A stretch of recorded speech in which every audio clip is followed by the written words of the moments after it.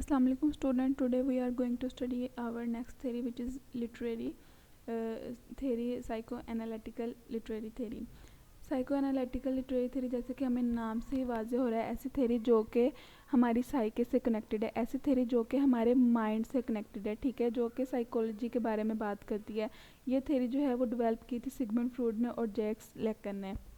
ये जो थ्योरी है ये बात करती है जो हमारे लिटरेरी टेक्स्ट में हिडन मीनिंग है उसको इंटरप्रेट करने का मैकेनिज़्म के तौर पर ये काम करती है। ये जो थ्योरी जो है ये एक सबसे पहले ये एक मेडिकल कंडीशन थी, जो कि अगर मैं इसकी हिस्ट्री और बैकग्राउंड के बारे में पहले हम बात कर लें कि इसको सबसे पहले सिगमंड फ्रॉइड जो एक न्यूरोलॉजिस्ट थे, उन्होंने सबसे पहले उन्होंने एक पेशेंट से वो डील कर रहे थे जिसको एक मेडिकल कंडीशन या जिसको हम लोग सादा ज़ुबान में एक बीमारी कह सकते हैं, जो कि हिस्टेरिया नाम की बीमारी थी। लेकिन आजकल के दौर में ये टर्म यूज़ नहीं की जाती।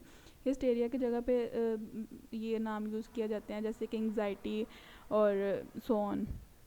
तो हिस्टेरिया जो टर्म थी, इसमें मेडिकल कंडीशन में ये होता था कि जो पेशेंट है उसको पैरालिसिस हो जाता था या फिर उसको एंग्जाइटी हो जाती थी। और ऑब्वियस सी बात है कि हम अब जानते हैं कि ये तभी होता था जब हमारे माइंड में कोई ऐसी बात चल रही हो जिसका हम लोगों ने बहुत ज़्यादा स्ट्रेस ले लिया हो या बहुत ज़्यादा डिप्रेस्ड हो गए हो, ठीक है। तो ये उस पेशेंट से डील कर रहे थे, तो उन्होंने इसका एक क्योर ढूंढा, जबकि इसको पहले इस तरह से क्योर किया जाता था कि पेशेंट को हिप्नोटाइज़ कर दिया जाता था और उससे फिर बातें जो हैं वो निकलवाई जाती थी कि क्या चीज़ें आखिर जो उसको तंग कर रही है। तो उसके बाद जो है लेकिन ये जो सिगमंड फ्रॉइड थे उन्होंने इसका एक निकाला था तरीका कि इसको हम लोग हिप्नोटाइज़ करके नहीं बल्कि हम लोग उसको जागते हुए भी इसका जो है क्योर निकाल सकते हैं, जो कि उन्होंने टॉकिंग क्योर के नाम से उसको कॉइन किया था। टॉकिंग क्योर ऐसे था कि उस पेशेंट को एक बेड पे जैसे लिटा दिया जाता है और फिर उसको कहा जाता है कि तुम जो चाहो वो बता सकते हो, ठीक है, तुम्हें यहाँ पे जज करने वाला कोई भी नहीं है, ठीक है। तो फिर जो चीज़ उसको परेशान कर रही होती थी, वो डॉक्टर जो क्वेश्चन करते थे, जब वो पेशेंट उसका आंसर देता था, तो जो चीज़ उसको परेशान कर रही होती थी, डॉक्टर उसकी बातों के ज़रिए से उस चीज़ को जज कर लेते थे कि आखिर इसको परेशान क्या कर रहा है। लेकिन अगर मैं आपको इस थ्योरी का थोड़ा सा कॉन्टेक्स्ट बताऊं कि वो चीज़ें होती थी जो इंसान की रिप्रेस्ड फीलिंग्स, रिप्रेस्ड डिज़ायर्स होती हैं ना, ऑब्वियसली इंसान को वही परेशान कर रही होती हैं। इसीलिए जो टॉकिंग क्योर था उससे ये होता था कि वो बातचीत करके उससे वो चीज़ें जो हैं वो निकलवा लेते थे, ताकि पेशेंट जो है वो रिलैक्स फील करे और मेडिसिन के ज़रिए इस चीज़ को जो है वो क्योर किया जा सके। फिर 1902 में एक साइकोएनालिटिक सोसाइटी के नाम से इन्होंने एक कम्युनिटी बनाई थी, जिसमें ये अपने कोलीग्स के साथ, ऑब्वियसली ये भी न्यूरोलॉजिस्ट थे, तो अपने कोलीग्स के साथ जो साइको एनालिटिकल थ्योरी है इसके बारे में जो है डिस्कशन करते थे और इसके अंदर न्यू डेवलपमेंट जो है वो लेके आते थे।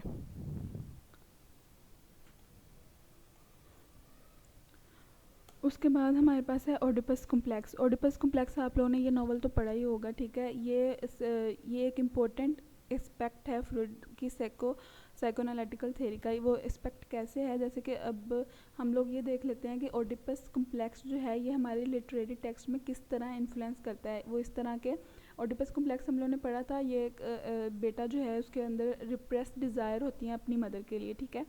तो अब हम लोग इसको लिटरेरी टेक्स्ट के ऊपर किस तरह से इन्फ्लुएंस कर सकते हैं या किस तरह से अप्लाई कर सकते हैं, वो इस तरह के अब एक हम लोगों ने लिटरेरी टेक्स्ट के ज़रिए ऑथर के जो अनकॉन्शियस माइंड है उसको जानने की कोशिश करनी होती है।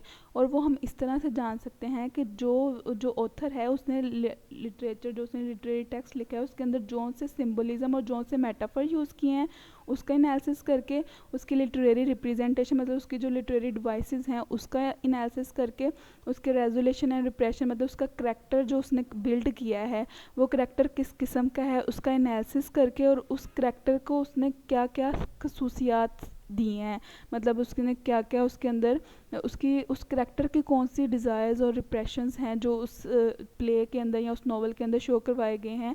और उसकी अनकॉन्शियस डिज़ायर का हम लोग उसके लिखे हुए वर्क के ज़रिए एनालिसिस करके हम लोग अंदाज़ा कर सकते हैं कि वो जो ऑथर है बेसिकली उसकी अपनी कौन सी जो डिज़ायर हैं और अनकॉन्शियस चीज़ें हैं जो कि वो इस टेक्स्ट के ज़रिए हम लोग अंदाज़ा लगा सकते हैं। तो इस तरह ओडिपस कॉम्प्लेक्स किसी भी लिटरेचर के ऊपर जो है अप्लाई होता है। आई होप कि आपको यहाँ तक समझ आ गई होगी। उसके बाद हम लोग बात कर लेते हैं इड, ईगो और सुपर ईगो की।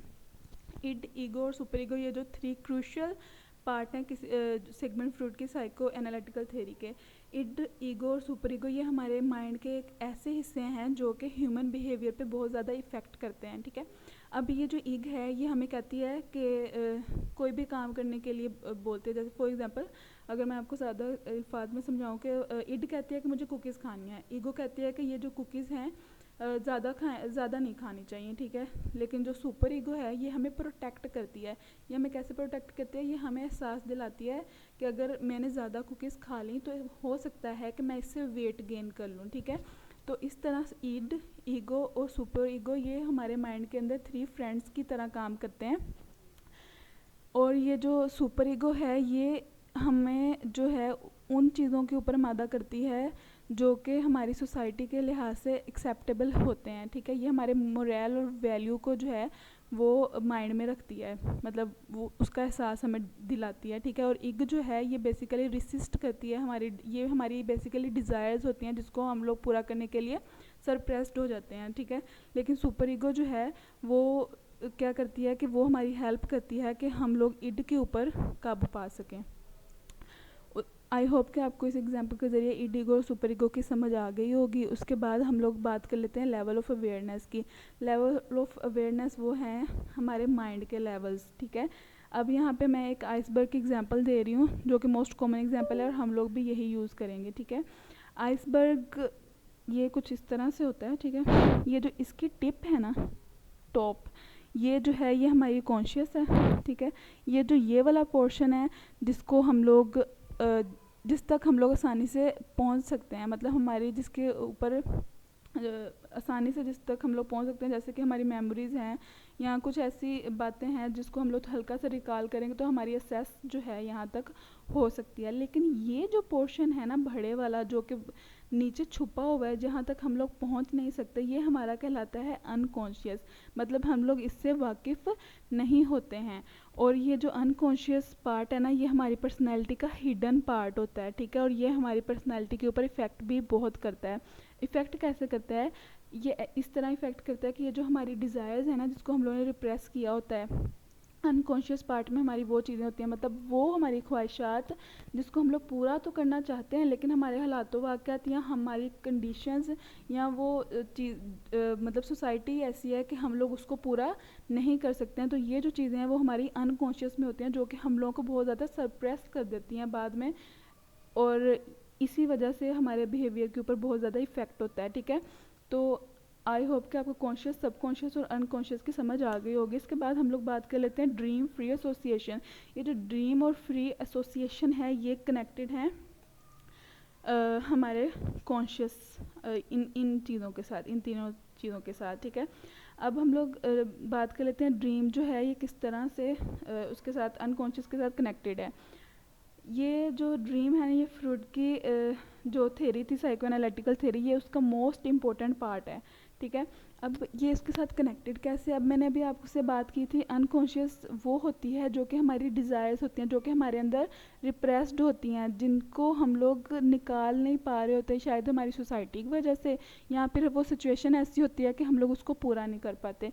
तो तो ये जो हमारे ख्वाब आते हैं ये जो हमारे दिमाग में अनकॉन्शियस चीज़ होती है वो हमें दिखाई देती है। मिसाल के तौर पर इफ़ समवन लव समवन, ठीक है, so but in real life they can not meet with each other, but in dream they can fulfill their desires and they can meet with each other.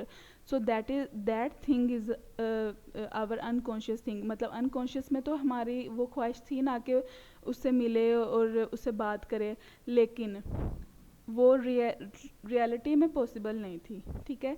तो dream जो है वो Freud कहता है कि dream में जो है हमारी जो अनकॉन्शियस डिज़ायर्स होती हैं वो मोस्टली पूरी होती हैं। तो इसलिए ड्रीम जो है साइको एनालिटिकल थ्योरी का मोस्ट इम्पोर्टेंट पार्ट है। इसके बाद हम लोग बात कर लेते हैं फ्री एसोसिएशन की। फ्री एसोसिएशन की हम लोग बात कर रहे थे। ये बेसिकली एक ऐसी टेक्निक है कि जिसके ज़रिए हम लोग एक्सप्लोर करते हैं अपने अनकॉन्शियस माइंड को, ठीक है। इसके अंदर हमें कहा जाता है, फ्री एसोसिएशन के अंदर इसके अंदर हमें ये कहा जाता है कि आप फ्री हैं, आप फ्रीली बात कर सकते हैं अपनी थॉट्स, अपनी फीलिंग्स और अपनी मेमोरीज़ के बारे में, और आपको कोई भी जज नहीं करेगा, ठीक है।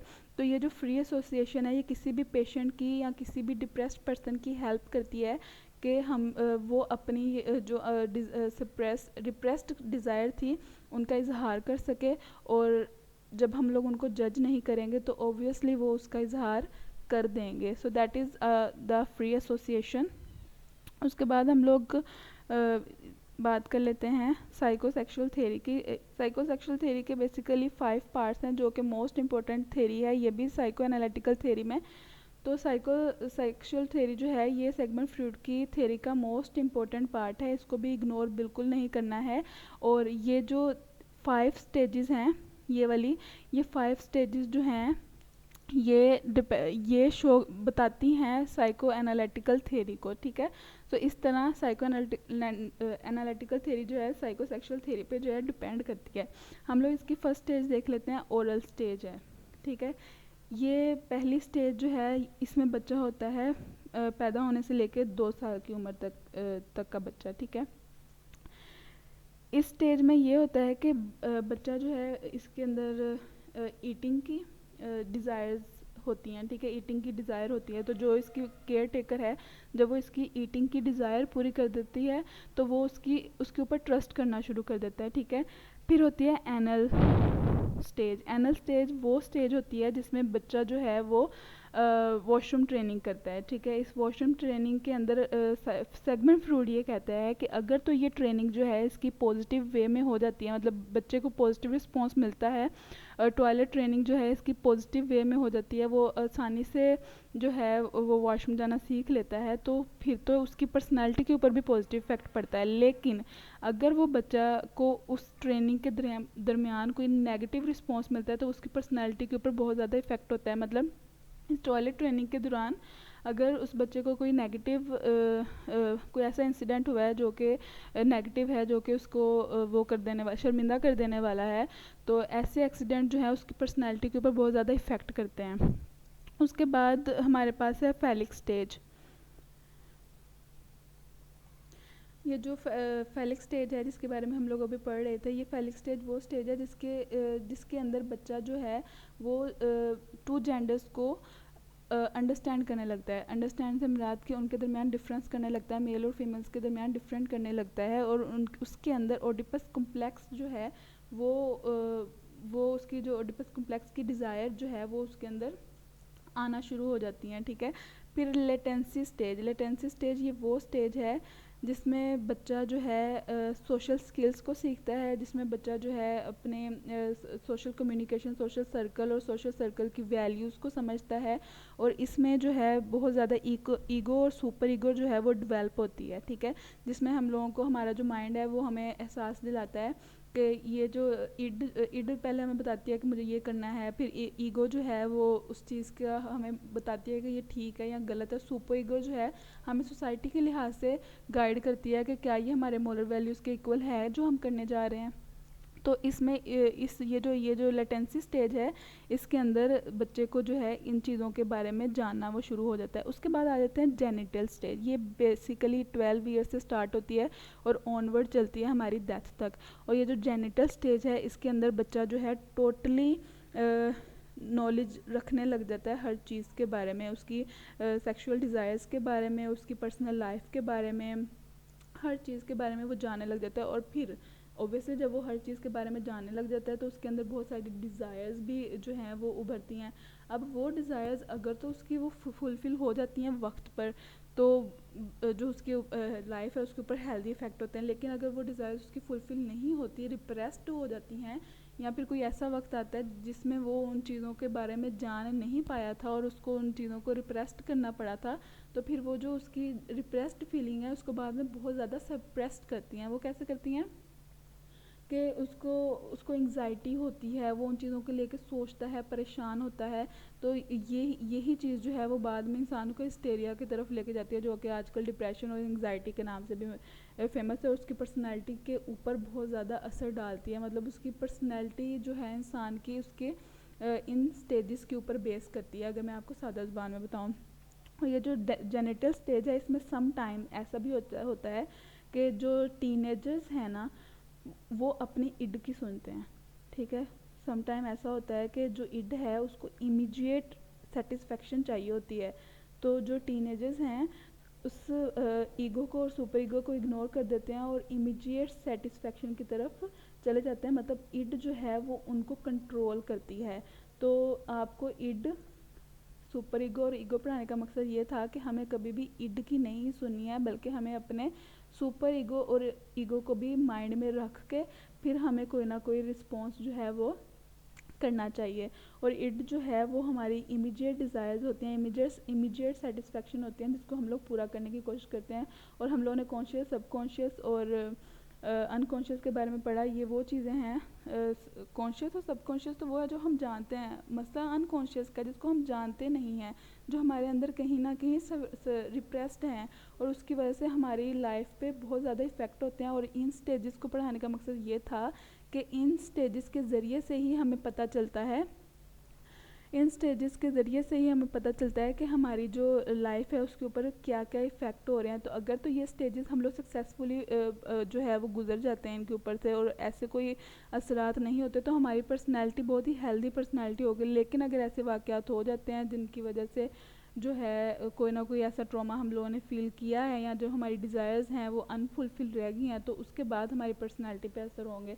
आई होप कि आपको साइको एनालिटिकल थ्योरी बहुत अच्छे से समझ आ गई होगी। अगर ये आपको हेल्पफुल थी तो आप प्लीज़ मेरे चैनल सब्सक्राइब करें। Thank you for watching and अल्लाह हाफिज़।